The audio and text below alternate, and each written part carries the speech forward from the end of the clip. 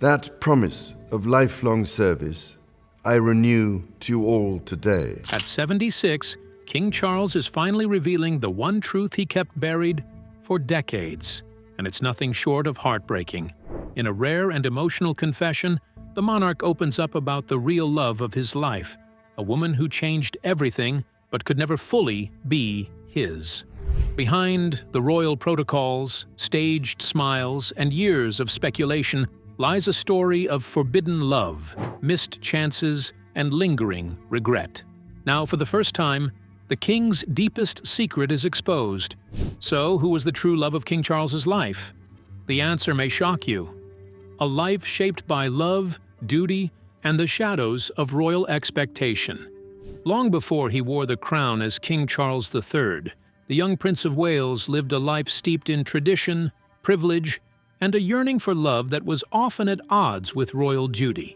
In his 20s, Charles found himself swept up in a series of romances, each one touched by the influence of societal expectations and the ever-watchful gaze of his great-uncle and mentor, Lord Louis Mountbatten. Mountbatten, a man seasoned by the pressures of royalty, offered Charles candid advice not usually associated with the refined world of crown and court. In a letter dated July 9, 1974, Mountbatten urged his great-nephew to embrace his youth. He encouraged Charles to sow his wild oats while he still had the chance, enjoying romantic freedom before committing to the life-altering responsibilities of marriage. But Mountbatten also warned that when it came time to choose a bride, the decision must be made with the utmost care, a woman not only attractive and kind, but also untouched by deeper romantic ties. It was advice that Charles seemed to take to heart. Throughout the 1970s, his name was linked to more than 20 women. Some of these relationships were fleeting, mere dalliances in the glittering halls of high society. Others left a lasting impression, both on Charles and on the women themselves. Yet, beneath all the public fascination with his romantic entanglements, a deeper question lingered. Who was the one? The woman who could both win his heart and shoulder the immense weight of royal life. In a rare interview with the BBC later in 1974, Charles addressed the complexity of his situation. "This is very difficult," he admitted, "because when you marry in my position, you're going to marry somebody who perhaps one day is going to become queen." His words revealed the tension he faced, not just between love and duty, but between public expectation and private longing. "You've got to choose somebody very carefully, someone pretty special," he added. As Charles navigated this emotional terrain, many of the women in his life were as carefully selected as the royal occasions they attended. According to biographer Christopher Wilson, some were chosen more for their aesthetic and social compatibility than for emotional depth. These were companions for banquets, dances, and polo fields. Women who looked the part, even if they weren't written into the prince's heart. But there were exceptions. In the late 1960s, while studying at Trinity College, Cambridge, Charles met Lucia Santa Cruz, daughter of the Chilean ambassador to London. She was elegant, intelligent, and 5 years his senior. Their romance may have bloomed discreetly, but it left a deep imprint on the young prince. Lucia was more than a passing flame. She was his first love, a woman who shaped his early ideas about romance and companionship. One cousin would later describe her as the first woman Charles truly loved. And yet, in a twist that seemed almost scripted by fate, Lucia would introduce Charles to another woman, Camilla Shand. Confident that Camilla would be a good match for Charles, Lucia set up the meeting that would ultimately alter the course of royal history. Though her own romance with Charles ended, Lucia remained a private and trusted friend for decades to come. Another name in Charles's early romantic journey was Lady Caroline Longman, a young woman whose roots ran deep in the royal circle. Born into an aristocratic family, Caroline's ties to the monarchy were undeniable. Her mother, Lady Elizabeth Lambert, had been a bridesmaid at Queen Elizabeth II's wedding and was a close friend of the Queen herself. The Queen even became Caroline's godmother. Their relationship, which blossomed in the 1970s, seemed almost predestined. They were often seen at polo matches, Charles galloping across the field, while Carolyn watched from the sidelines. They took long drives in his sleek Aston Martin, enjoying rare moments of freedom from the structured world around them. It was a romance marked by ease and shared background, the kind of match that seemed to make perfect sense on paper. Yet, something intangible was missing. Despite the comfort and harmony of their relationship, it eventually faded. Whether it was the weight of royal expectations or the absence of a spark that could defy duty, the end was quiet. Their families remained close, however, and Lady Elizabeth Lambert continued to be part of the Queen's inner circle well into her 90s. Curiously, the Longman family's ties to the royal family did not end with Carolyn. Decades later, Carolyn's sister, Rose Hanbury, became the subject of royal gossip herself. As the Marchioness of Cholmondeley and a prominent figure in British high society, Rose's name became entangled in tabloid rumors involving Prince William in 2022. Though both parties denied any wrongdoing, the speculation refused to fade, adding another layer of intrigue to the already complex relationship between royalty and romance. Each of these early relationships, whether fleeting or formative, reveals the complicated interplay between love, duty, and legacy in Charles's life. Behind the palace walls and tabloid headlines, the future king was just a young man trying to balance his heart's desire with a destiny not of his own making. But what if the future king's first love was never meant to last? Just a stepping stone to a royal twist of fate. Stay tuned. The spark that changed everything. While most people believe Princess Diana or Queen Camilla was Prince Charles's first great public love, the truth stretches a little further back, hidden in quieter moments and unexpected encounters. Yet when it comes to detail, none of his romances have been as publicly dissected, as heartbreakingly complex, or as unforgettable as his relationship with Diana Spencer. Their very first meeting wasn't planned, and it didn't take place under royal spotlight. It was the late summer of 1977, on a sunlit day at the Spencer family estate in Althorpe, Northamptonshire. The air smelled of freshly turned earth mingled with the gentle hum of conversation during a traditional shooting weekend. Charles, then 29, had come not to meet Diana, but her older sister, Sarah Spencer, who was hosting the gathering, and whom he was casually dating at the time.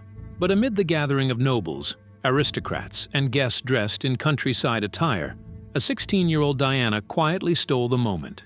She was lively, full of spirit, and radiated a kind of warmth that was hard to miss. Despite the 13-year age gap between them, Charles was struck by her presence. During that visit, he asked her to show him the family's art collection. An excuse, perhaps, to spend time with her away from the crowd. It was an innocent encounter, but for Diana, it was unforgettable. For Charles, it was a flicker of something that would grow much larger in time. At that point, though, Charles remained involved with Sarah. Their relationship was public enough. Photos of them skiing together in Switzerland made their connection appear solid. Any hopes of a future with Diana seemed far from possible. But fate, ever the subtle puppeteer in royal lives, intervened once more. In a bold and somewhat dismissive interview, Sarah Spencer stated she would never marry Charles, adding that she wouldn't marry anyone she didn't love. The blunt remark effectively ended their relationship, clearing a quiet, unintended path for her younger sister. Still, the distance between Charles and Diana remained. A few years would pass before they crossed paths again, this time at Charles's 30th birthday celebration in 1978. Though they shared the same space, their interaction was brief and uneventful, yet it was enough to keep a memory alive. Everything changed in 1979 during another social event hosted by their mutual friend, Philip de Pass. That evening brought devastating news. Lord Louis Mountbatten, Charles's beloved great-uncle and guiding mentor, had been killed in an IRA bombing off the coast of Mullaghmore, Ireland. The loss was personal, shattering, and left Charles emotionally exposed. Seeing his pain, Diana did something few others dared. She stepped into his grief, gently offering her condolences. She wasn't trying to impress or charm, she simply wanted to comfort him. Her empathy touched something in Charles that night. For the first time, he saw her not just as a sweet, younger Spencer sister, but as someone with deep emotional intelligence. someone who truly cared. That night, the tone between them shifted. Something new began to stir. But was it truly love? Or was it a connection born of vulnerability, one forged not in passion, but in shared pain? Only time would reveal the answer. Their journey, still shrouded in uncertainty, had only just begun. The crown, the ring, and the warning signs. What started as a gentle offer of comfort on a sorrowful evening slowly grew into something that looked and felt like love, or at least the beginnings of it. Diana Spencer, with her shy smile and tender heart, had unknowingly stepped into a whirlwind she could neither prepare for nor fully understand. Prince Charles, feeling the weight of duty and the fresh wound of losing his beloved mentor, Lord Mountbatten, began to see Diana not just as a sweet-natured girl, but as someone he might build a future with.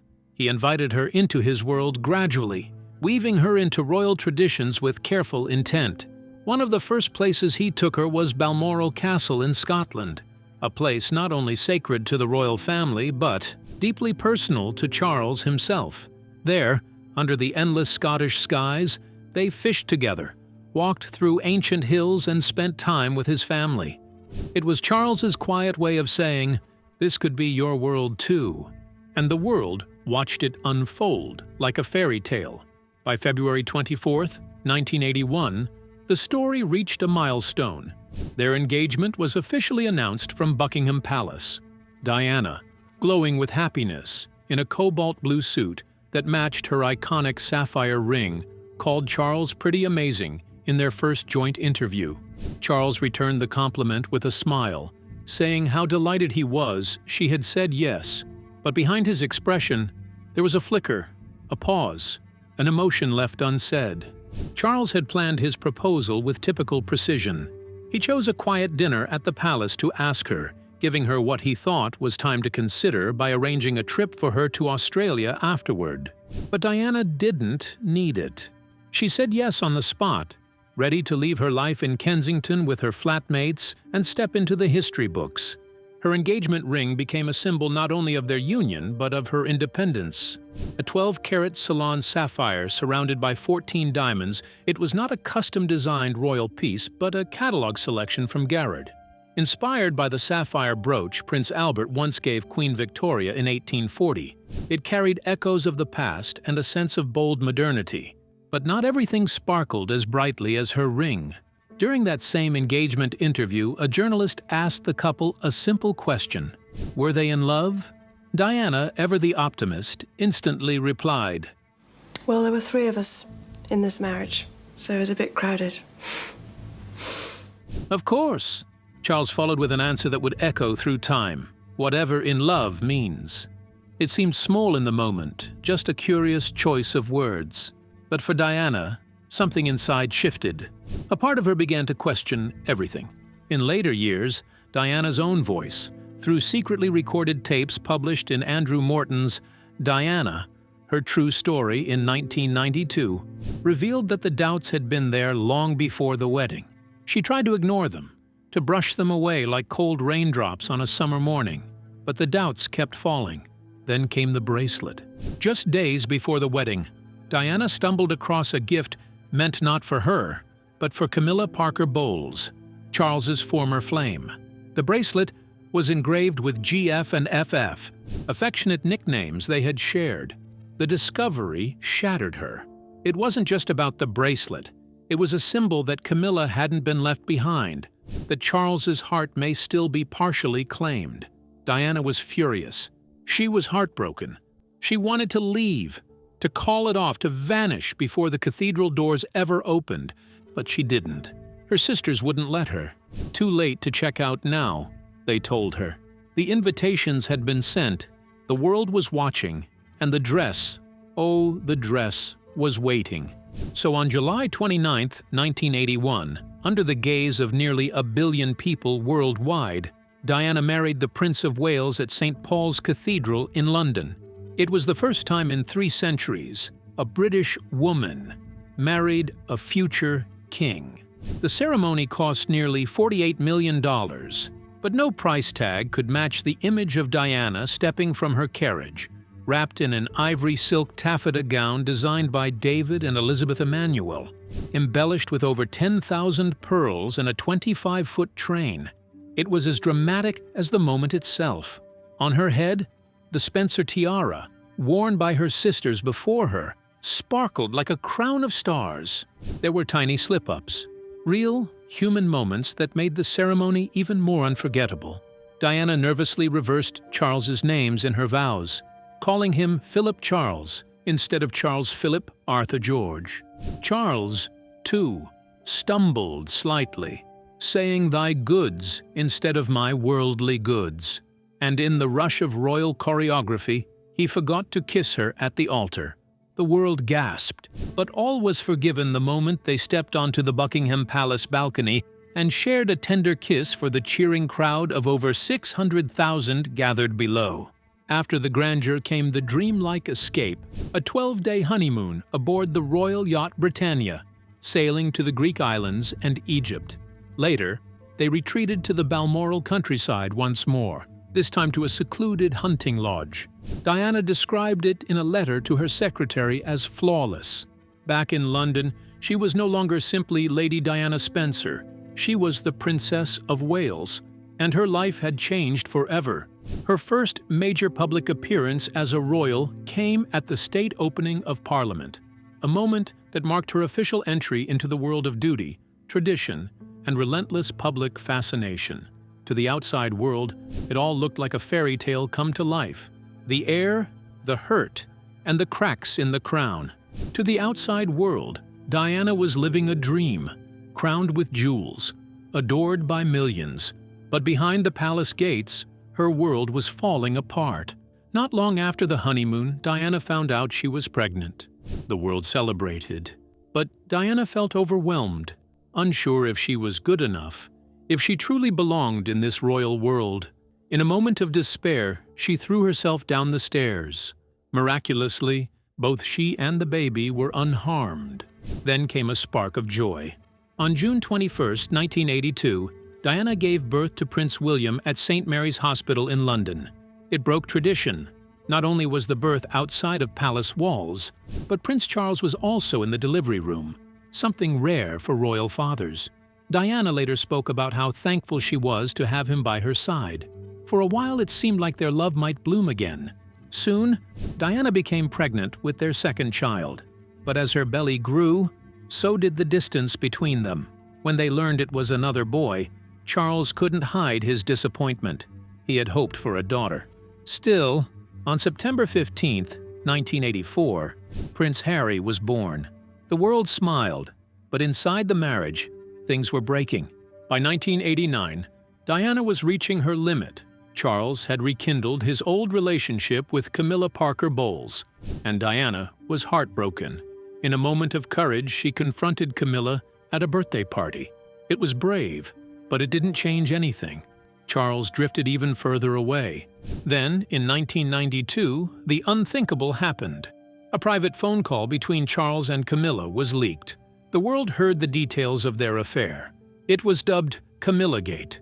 Charles's image took a hit, and Camilla faced harsh public judgment, even though she was still married to Andrew Parker Bowles. Rather than deny it, Charles addressed the scandal publicly. In a televised interview with Jonathan Dimbleby, he admitted he had been faithful, until the marriage had become irretrievably broken. Diana had her own version of the truth. In 1995, she sat down for a now iconic BBC Panorama interview. With the world watching, Diana opened up about her struggles, her eating disorder, her loneliness, and the pain of feeling ignored. In one of the most memorable lines, she said, "There were 3 of us in this marriage, so it was a bit crowded." The world now saw what had been happening behind palace walls. Shortly after, Camilla and Andrew Parker Bowles announced their separation. It turned out they had been living apart for years. Then rumors began swirling about Diana. Stories surfaced of her alleged affair with Army Captain James Hewitt, said to have begun in 1986 and lasted 4 years. Some saw it as revenge, others as a woman simply searching for affection. On December 9, 1992, Prime Minister John Major stood before the House of Commons and announced what many had expected. Charles and Diana were separating. It was said to be mutual. They would continue to raise William and Harry together. Even Queen Elizabeth supported the decision. But in a surprise twist, on May 30th, 1993, Charles and Diana appeared together in public, attending a service for the 50th anniversary of the Battle of the Atlantic. They looked calm, almost friendly. It was their first joint appearance since Christmas, leading many to wonder if there was still hope. They quietly drifted in different directions. Diana poured her heart into charity work, visiting hospitals and standing with causes close to her soul. She even trained in public speaking with Peter Settlin, growing into her role as a humanitarian. Charles, meanwhile, stayed focused on royal duties. In early 1996, they met at St. James's Palace to settle divorce terms.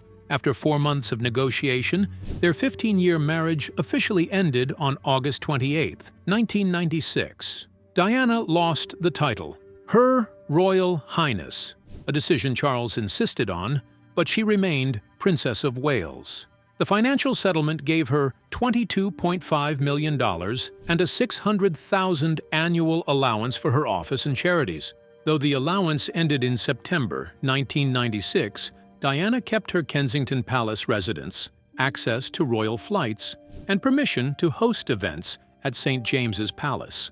She retained her jewelry from the marriage. Her official royal ties may have been cut, but the world still saw her as a princess, and her journey was far from over. But what really happened behind palace walls? Was it a royal love story or a beautiful facade hiding heartbreak? Keep watching. The unspoken truth. Diana may have stepped away from the royal stage, but her presence never truly faded. And when news broke on August 31, 1997, that she had died in a car crash in Paris, the world froze. It wasn't just a tragic loss, it was a moment that shifted history. Millions grieved as if they had lost a loved one. The sorrow was collective, raw, and loud. Yet for Prince Charles, the grief was deeply personal, tangled in layers of guilt, regret, and responsibility. He was at Balmoral Castle when he received the devastating news. There was no time to process the shock privately. Though they had divorced a year earlier, Diana was still the mother of his children, still the woman who had once stood beside him as the future queen. For Charles, the pain wasn't just about what had ended, it was about what could never be repaired. Against royal protocol and the quiet resistance of palace advisors, Charles insisted on retrieving Diana's body from Paris himself. He didn't have to go. No one expected him to, but he did, quietly, purposefully. Some say it was the first time he let his actions speak what his words never could. In that journey, he wasn't just a prince. He was a man carrying the weight of finality. The monarchy's silence in the days that followed drew public outrage. Crowds gathered outside Kensington Palace, laying flowers by the thousands. Newspapers questioned the Queen's delayed response, but behind closed doors, Charles was grappling with his own storm. People had often called him distant. Now, faced with the irreversibility of loss, the facade cracked. In the years that followed, Charles often reflected on what Diana brought into their lives. Her empathy, her ease with the public, her influence, still visible in William and Harry, who mirrored her warmth and boldness in every step they took away from rigid tradition. He couldn't deny her impact, not just on the world, but on him. Now at 76, with decades behind him and the crown upon his head, the emotions Charles kept buried are beginning to surface. Friends and aides speak of quiet moments when her name brings stillness to his eyes. When asked in private, his voice reportedly lowered, he once said, "I loved her." A simple sentence, one that says everything, and perhaps one that came too late. Or maybe it was the truest thing he'd ever said. But what do you think? Was Charles's quiet confession a glimpse of hidden love, or just a shadow of regret? We'd like to hear your thoughts. Don't forget to like, share, and subscribe for more.